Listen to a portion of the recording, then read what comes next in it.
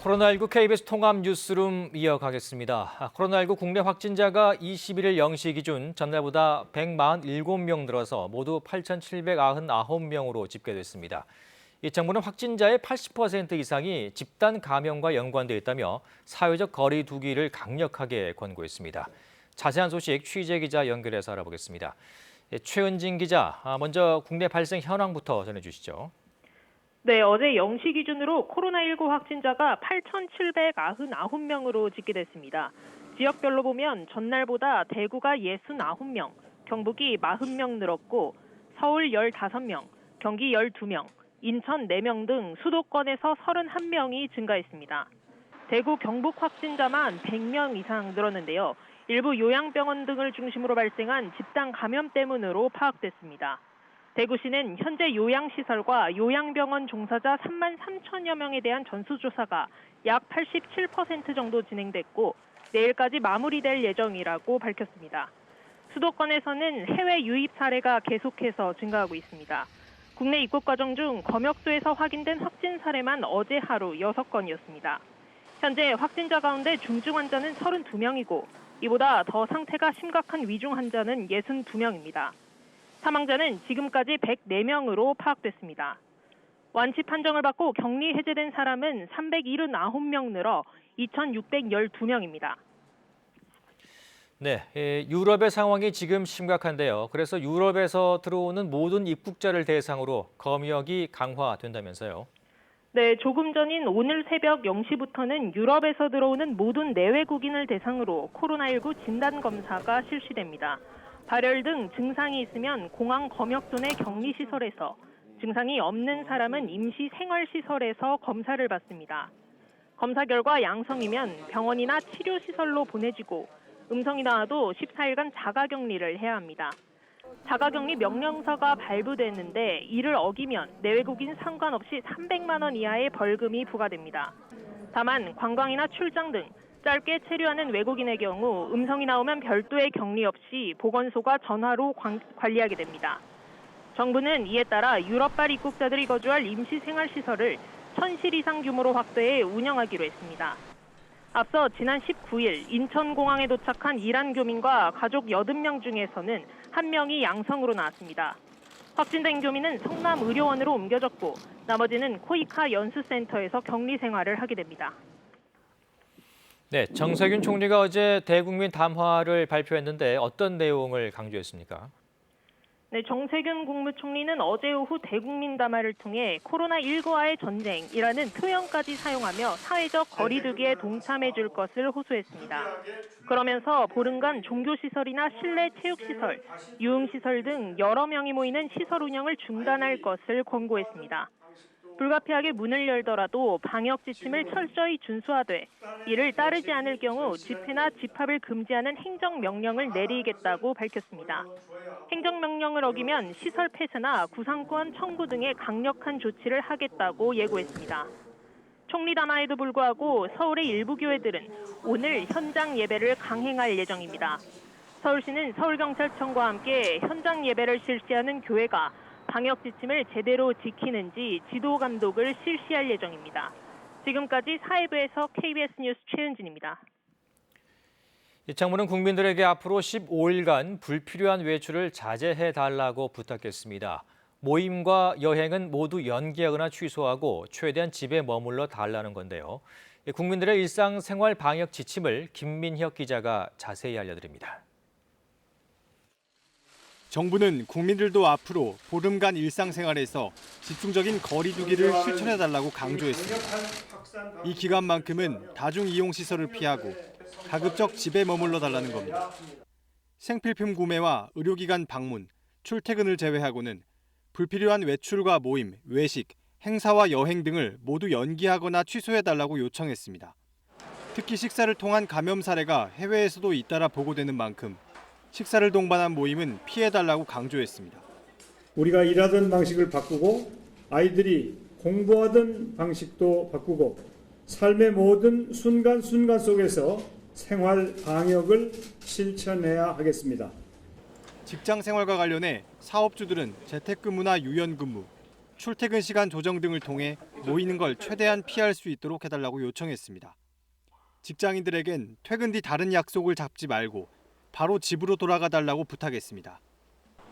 정부는 무엇보다 발열, 기침, 인후통 등의 증상이 나타나면 출근하지 말고 쉬라고 강조했습니다. 고위험군 환자들의 집단 감염으로 이어질 수 있는 요양시설 종사자들에겐 더 큰 주의를 요구했습니다. 몸이 안 좋은 경우 3살 휴식을 취할 수 있도록 병원 시설의 경영자분들께서도 각별히 신경 써 주시기를 요청드립니다. 여기에 그동안 강조돼 온 악수 같은 신체 접촉 피하기와 건강거리 2m 지키기, 개인용 컵과 식기 사용, 손 씻기 등의 개인 위생 수칙을 준수하는 건 기본입니다. 정부는 코로나19 유행이 장기전으로 갈 것에 대비해 일상생활과 경제활동이 조화를 이루는 생활 방역으로 점차 전환하겠다고 밝혔습니다. KBS 뉴스 김민혁입니다. 이처럼 정부와 지자체의 권고에도 불구하고 주말뿐 아니라 매일 밤 예배를 강행하는 곳이 있습니다. 이 공직선거법 위반으로 구속된 전광훈 씨가 담임 목사로 있는 교회인데요. 다닥다닥 모여서 예배를 하고 음식까지 나눠 먹는 등 안전수칙을 제대로 지키지 않고 있었습니다. 양민철 기자가 그 현장을 다녀왔습니다. 날이 저물자 주차장이 예배를 보러 온 교인들의 차로 가득 찹니다. 이 교회는 담임 목사인 전광훈 씨가 지난달 구속된 뒤 20일 넘게 매일 기도회를 이어가고 있습니다. 평일 300에서 400명, 주말에는 1000명 이상이 나옵니다. 예배를 자제해달라는 지자체의 권고에도 아랑곳하지 않습니다. 분당 교회인데. 네, 분당 교회거든요. 내가 그럼요, 나랑 살아가지고. 근데 지금 전 목사님도 안 오고. 동영상 남기셔서 해주세요. 교회 건물 입구에는 열화상 카메라가 있고 일일이 방문자들의 체온도 잽니다. 하지만 예배당 안에서는 교인들이 거리를 두지 않은 채 다닥다닥 붙어 앉아 예배를 봅니다. 큰 목소리로 찬송가를 부르고 두 팔을 벌려 통성기도도 합니다. 설교하는 목사는 아예 마스크를 쓰지 않습니다. 청와대 광역교회에서 한 번도 줘본 적이 없습니다. 뭐가 무섭습니까? 뭐가? 하나님이 함께 하시고 내 영적 아버지 목사님이 계시는데. 예배가 끝난 뒤에는 교인들끼리 부침개를 붙여 나눠 먹기도 합니다. 2m 간격으로 떨어져 앉고 반드시 마스크를 쓰라는 감염 예방 수칙들을 제대로 지키지 않고 있는 겁니다. 불안한 주민들은 예배를 금지해달라고 구청에 진정서까지 냈습니다. 지역 외의 교인들까지 모이는 교회에서 집단 확진자가 나올 수 있다는 우려가 있습니다. 사회적 거리두기, 집단 집회 금지라는 권고 사항이 나왔는데도 이렇게 예배를 강행하는 것은 좀 문제가 된다. 하지만 사랑제일교회는 전광훈 목사가 석방될 때까지 매일 철야기도회를 이어가겠다는 입장을 굽히지 않고 있습니다. KBS 뉴스 양민철입니다. 네, 이런 가운데 대형 교회들이 코로나19로 어려움을 겪고 있는 작은 교회들을 돕겠다고 속속 나서고 있습니다. 이 작은 교회들이 현장 예배를 중단하고 사회적 거리 두기에 동참하는 데에는 현실적인 어려움이 있다는 판단에서인데요. 한무림 기자가 취재했습니다. 지난 1일과 8일 예배를 열었던 경기도 성남의 이 교회선 9일 첫 확진자를 시작으로 지금까지 60여 명이 확진됐습니다. 경기도 부천 생명수 교회에서는 그로콜센터 감염자의 예배 참석 사실이 확인된 뒤 36명의 집단 감염이 추가로 확인됐습니다. 지역사회 감염 확산의 고리로 교회가 속속 지목되는 상황. 이 때문에 정부 당국의 현장 예배 자제 요소가 계속되지만 실효성은 적습니다. 재정적인 능력이 부족한 소규모 교회는 교인들의 헌금이 존폐와 직결되기 때문입니다. 그래서 작은 교회를 돕기 위해 대형 교회들이 나섰습니다. 임대 교회들이 예배를 안 드리고 싶어도 교회가 유지가 안 되기 때문에 어쩔 수 없이 드려야 되는 그런 교회들이 참 많습니다. 임대료 일부라도 좀 보탬이 돼서 이 어려운 시기를 같이 극복해 놨으면 좋겠다는 마음으로. 국내 최대 규모인 여의도 순복음교회가 속한 교단은 최대 2,000개 교회에 30만 원씩 모두 6억 원을 지원하기로 했습니다. 이보다 앞서 이달 초부터 모금 운동을 시작한 분당우리교회는 만건이 넘는 동참 속에 모두 12억 원을 모금했습니다. 이 금액은 교회 500여 곳에 석 달간 지원할 계획입니다. 가장 힘든 대구 경북 지역을 위시해가지고 여러 교회로 이것을 지금 보내고 있는데요. 건강한 교회라고 한다면 교단을 불문하고 우리가 섬기고 우리가 도울 때 거기에 성령의 역사가 나타날 줄로 믿습니다. 또 세문안 교회와 소망교회 등 대한예수교 장로회 소속 대형 교회들도 작은 교회들을 돕기 위한 지원금을 교단에 기부할 예정이라고 밝혔습니다. KBS 뉴스 한무림입니다. 3조 원 넘게 쌓여있는 재난관리기금을 취약계층 지원에 쓸 수 있게 하는 방안을 정부가 확정했습니다. 당장 다음 주 전국 지자체에 기금 사용을 독려하는 공문을 보낼 예정인데 긴급 재난소득이 확산될지 주목됩니다. 홍성희 기자의 보도입니다. 갑작스런 재난에 대비해 각 지방자치단체가 매년 적립하는 재난관리기금. 전국적으로 3조 8천억 원에 이르는데 그동안 취약계층 생계비 지원에는 쓸 수 없었습니다. 관련 법령상 재난 예방과 응급복구 등으로 용도가 제한돼 있기 때문입니다. 정부가 이 돈을 취약계층과 소상공인 지원에 쓸 수 있도록 법령을 개정하기로 했습니다. 코로나19에 한해 생계비 지원을 허용하는 특례 조항을 추가하는 방안이 유력합니다. 적재적소에 투입이 되고 활용이 되어서 위기 극복에 기여할 수 있도록 그렇게 우선순위를 잘 정해서 사용해 주실 것을 특별히 당부드립니다. 정부는 이번 달 안에 시행령 개정을 완료하고 각 지자체의 기금 사용을 독려할 방침입니다. 정부 관계자는 다음 주 월요일 전국 지자체에 기금 사용에 필요한 사전 준비를 하도록 공문을 보낼 예정이라고 밝혔습니다. 이에 따라 일부 지자체에서 시행하는 긴급 재난소득이 확산될지 주목됩니다. 재난관리기금을 활용해 누구에게 얼마를 어떻게 지급할지는 각 지자체가 결정하게 됩니다. 기금하고 그다음에 다른 재원을 다 이제 모아서 지자체별로 다 다를 거 아니겠습니까? 정부는 이와 함께 고통 분담 차원에서 대통령 등 장차관 이상 공무원의 급여 30%를 넉 달 동안 반납하기로 했습니다. 해당 재원은 국고로 반납되며 코로나19로 어려운 계층을 지원하는 데 쓸 예정입니다. KBS 뉴스 홍성입니다. 확산세가 심각한 이탈리아에서는 하루에 600여 명이 숨졌습니다. 이탈리아 정부는 전국의 공원을 폐쇄하고 야외에서 운동을 아예 금지했습니다. 한편 세계보건기구 WHO는 젊은 층을 향해 경고의 메시지를 던졌습니다. 유럽 소식 홍석우 기자입니다. 20일 오후 6시 기준으로 코로나19로 인한 이탈리아 내 사망자가 하루에 627명이나 늘었습니다. 하루 기준 최다 사망입니다. 전체 사망자 수도 4,000명을 넘었습니다.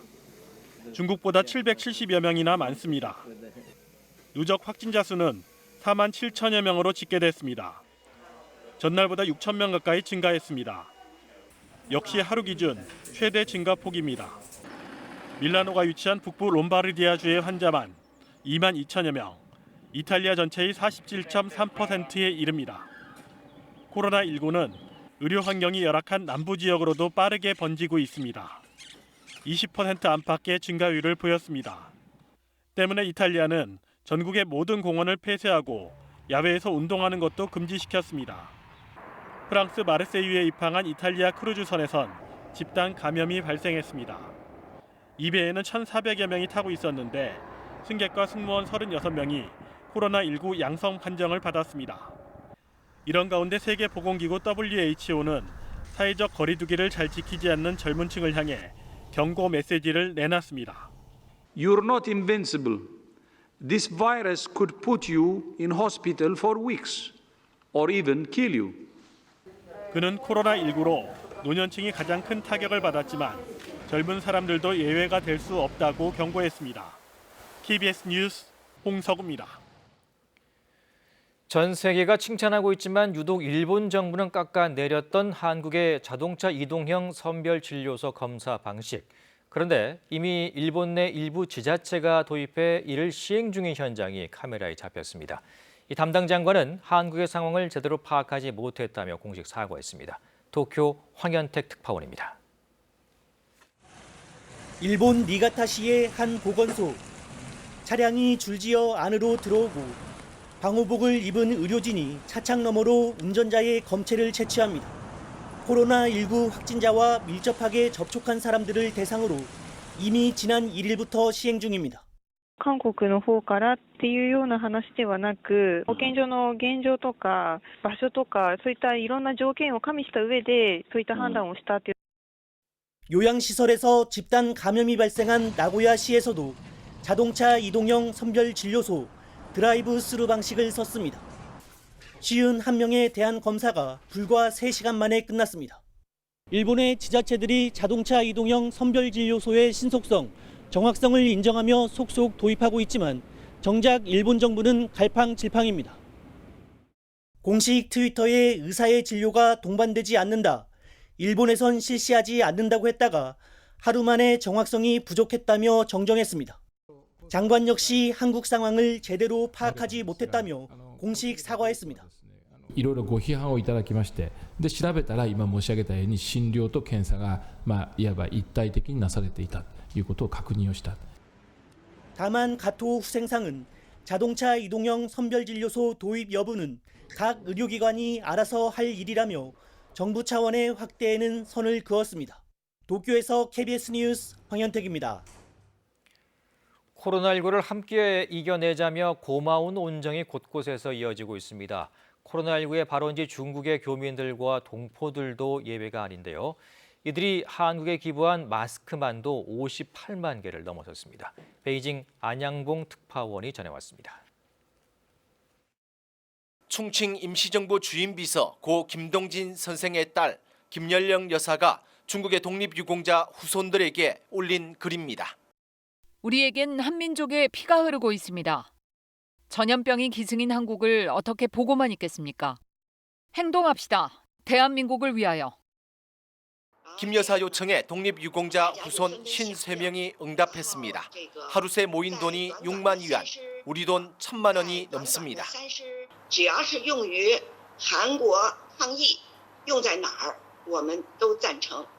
중국에서 성공한 동포 사업가로 꼽히는 박걸 회장. 일찌감치 대한적십사사에 5천만 원을 기부했던 박 회장은 방호복 1,700여 벌을 한국에 또 보냈습니다. 같은 민족으로서 한국이 나의 적은 힘이라도 보탤 수 있다면 저희한테 큰 행운이라고 생각합니다.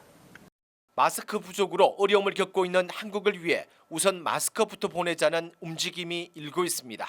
교민회와 중국 동포 사회가 나서 3월 이후 한국에 보낸 마스크가 58만 개가 넘습니다. 손 소독제와 방호복, 현금까지 수많은 성품이 서해를 건너 한국에 도착했습니다.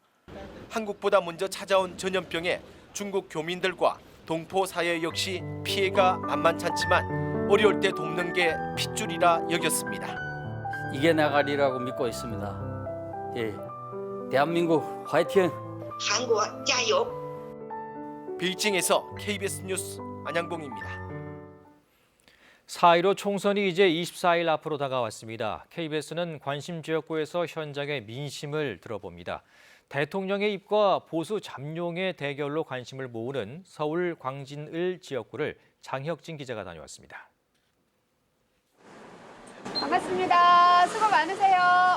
721번 버스 종점, 화양동에서 고민정 후보가 거리 유세를 시작합니다. 정치 신인이지만 아나운서, 청와대 대변인 경력에 알아보는 시민들이 많습니다. 반갑습니다. 한 번만 봐주세요. 네. TV로만 봐주세요. 대학가 중심으로 스타트업 단지를 조성해 지역 경제 살리겠다고 강조합니다.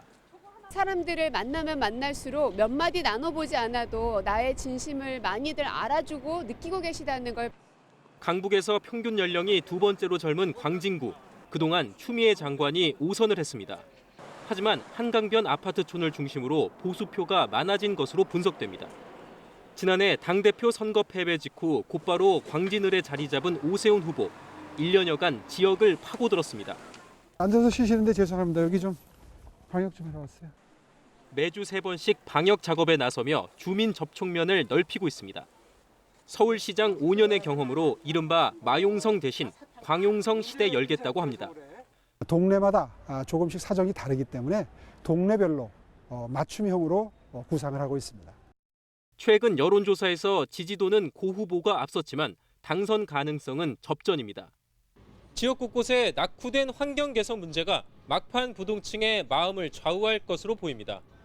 낙후된 데가 많으니까 그거 다시 차근차근히 발전을 시켰으면 좋겠어요. 질병과 관련된 부분에서 이제 그 대처를 빠르게 신속하게 해줄 수 있는 신인의 패기와 관록의 정치인이 맞선 광진을 안개 속 승부가 펼쳐지고 있습니다. KBS 뉴스 장혁진입니다. 뉴스를 마칩니다. 코로나19 KBS 통합 뉴스룸은 24시간 여러분과 함께합니다. 고맙습니다.